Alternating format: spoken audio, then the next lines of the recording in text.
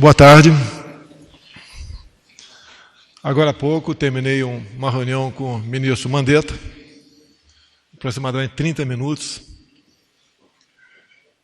e discutimos a situação atual do Ministério, bem como da pandemia. Uma conversa bastante produtiva, muito cordial, onde nós selamos um ciclo no Ministério da Saúde. Ele se prontificou, como era esperado da minha parte, participar de uma transição a mais tranquila possível, com maior riqueza de detalhes que se possa oferecer, e em comum acordo, mas o termo técnico não é esse,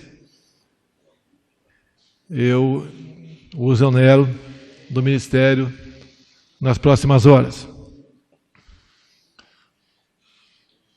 Foi realmente um divórcio consensual, porque acima de mim, como presidente, e dele como ainda ministro, está a saúde do povo brasileiro. A vida, para todos nós, está em primeiro lugar. A questão do coronavírus se abate sobre todo o mundo e cada país tem as suas especificidades. Como bem disse o chefe da OMS, o Brasil não é diferente. Como presidente da República, eu coordeno 22 ministérios. E na maioria das vezes, o problema não está afeto apenas a um ministério. Quando se fala em saúde, fala-se em vida, a gente não pode deixar de falar em emprego. Que uma pessoa desempregada, ela estará mais propensa a sofrer problemas de saúde do que uma outra empregada. E desde o começo da pandemia, eu me dirigi a todos os ministros e falei da vida e do emprego. É como um paciente que tem duas doenças. A gente não pode abandonar uma e tratar exclusivamente outra. Porque no final da linha, esse paciente pode perder a vida. Sabemos das interpretações que fazem a respeito daquilo que se fala. A interpretação depende da linha editorial ou daquele repórter. Sempre falamos em vida e emprego. Nunca emprego e economia de forma isolada. Nunca. Desde o começo, eu busquei levar uma mensagem de tranquilidade. O clima quase de terror se instalou no meio da sociedade.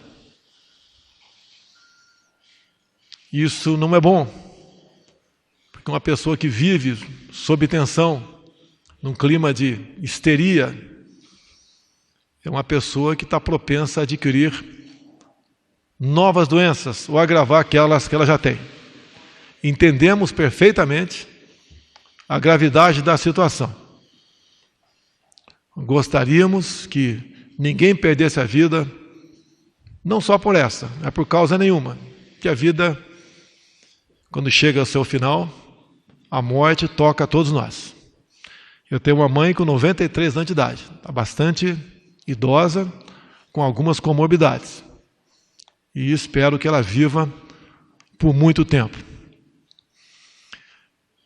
Ao longo desse tempo, é direito do ainda ministro defender o seu ponto de vista como médico. E a questão de entender também a questão do emprego não foi da forma que eu achava, como chefe do executivo, que deveria ser tratado. Não condeno, não recrimino e não critico o ministro Mandetta. Ele fez aquilo que, como médico, ele achava que devia fazer. Ao longo desse tempo, a separação cada vez mais se tornava uma realidade, mas nós não podemos tomar decisões de forma que o trabalho feito por ele até o momento fosse perdido. O que eu conversei ao longo desse tempo com o oncologista Dr. Nelson, ao meu lado, foi fazer com que ele entendesse a situação como um todo, sem abandonar, obviamente, o principal interesse, a manutenção da vida, mas sem esquecer que ao lado disso tínhamos outros problemas. Esse outro é a questão do desemprego, que cada vez mais nós vemos que são claros no nosso país. Junto com o vírus veio uma verdadeira máquina de moer empregos. As pessoas mais humildes começaram a sentir primeiro o problema. Estas não podem ficar em casa por muito tempo. Então não é aquilo que a gente gostaria de fazer, é aquilo que pode ser feito. Nós não poderemos prejudicar os mais necessitados.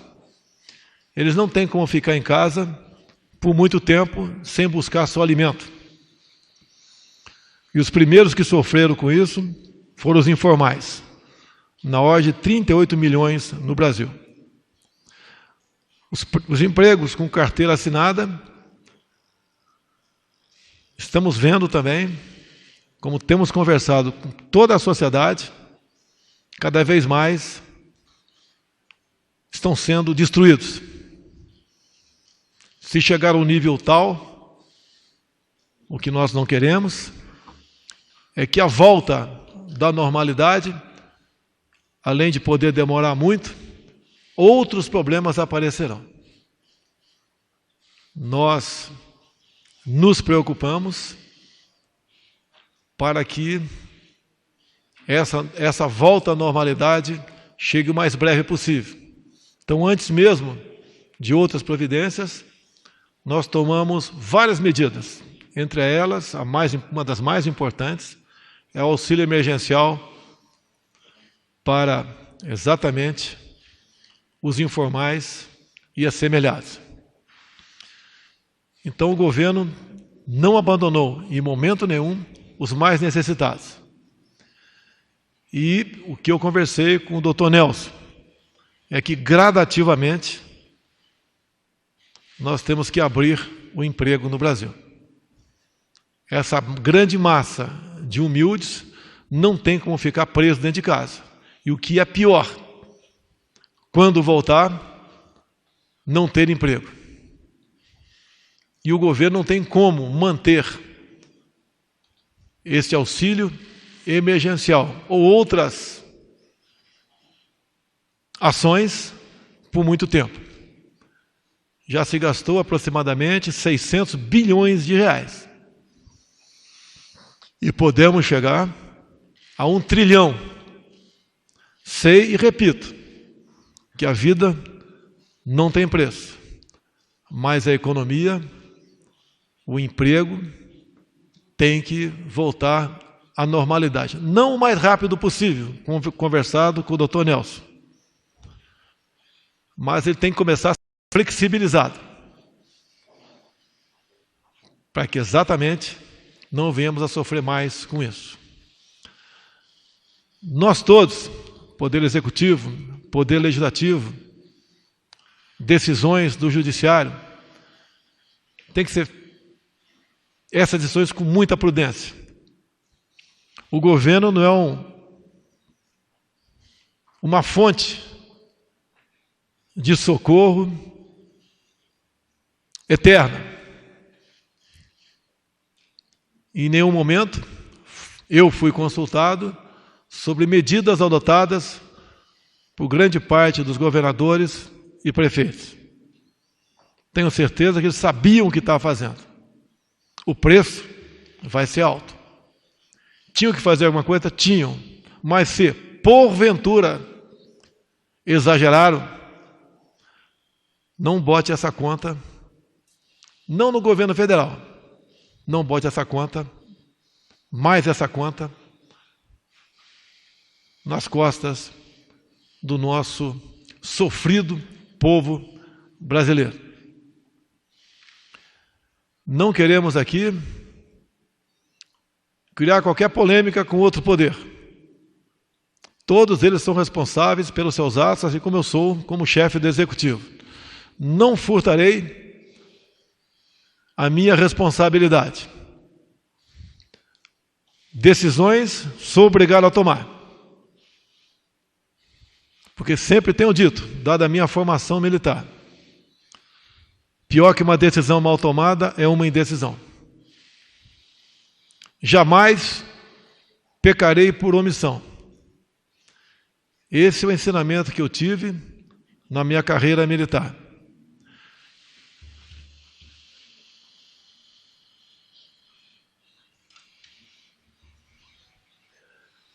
Essa será a minha linha de atuação. Montamos um governo diferente dos montados anteriormente, que tem dado resultado.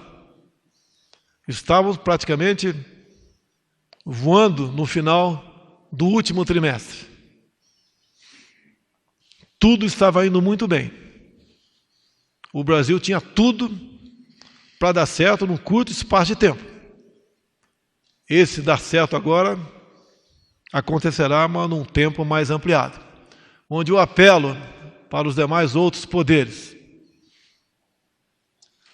A responsabilidade não é só minha, é de todos nós. Os excessos que alguns cometeram, que se responsabilizem por eles. Jamais eu mandaria as minhas Forças Armadas prender quem quer que seja que estivesse nas ruas. Jamais eu, como chefe do executivo, vou retirar um direito constitucional de ir e vir, seja qual for o cidadão. Devemos tomar medidas, sim, para evitar a proliferação ou a expansão do vírus, mas pelo convencimento e com medidas que não atinjam a liberdade e as garantias individuais de qualquer cidadão. Jamais cercearemos qualquer direito fundamental de um cidadão. Quem tem poder de decretar estado de defesa ou de sítio, depois de uma decisão, obviamente, do Parlamento brasileiro, é o presidente da República, e não o prefeito ou o governador. O excesso não levará à solução do problema, muito pelo contrário, se agravará. E como venho dizendo desde há muito, e tenho certeza, temos amigos aqui da ação da MB, Ação de Medicina Brasileira, que o remédio para curar um paciente não pode ter um efeito colateral mais danoso do que a própria doença. Então, o governo federal, o presidente da República, tem uma visão mais ampla de cada ministro de per si. Esse é o nosso trabalho. Essas são, muitas vezes, as decisões que nós somos obrigados a tomar. Os problemas acontecem na vida de todo mundo e devemos buscar a melhor maneira de solucioná-la. Então, nesse momento, além de agradecer o senhor Henrique Mandetta pela sua cordialidade, pela forma como conduziu o seu ministério, eu também agradeço o doutor Nelson por ter aceito esse convite. E ele sabe do enorme desafio que terá pela frente. Já começa hoje mesmo uma transição que gradualmente vai servir para redirecionar a posição, não apenas do presidente, mas dos 22 ministros que integram o nosso governo. Todos os ministros estão envolvidos na mesma causa, sem exceção. Nós estamos juntos em defesa da vida do povo brasileiro, em defesa dos empregos e também, obviamente, buscando levar tranquilidade e paz para o nosso povo. Então agradeço ao Dr. Nelson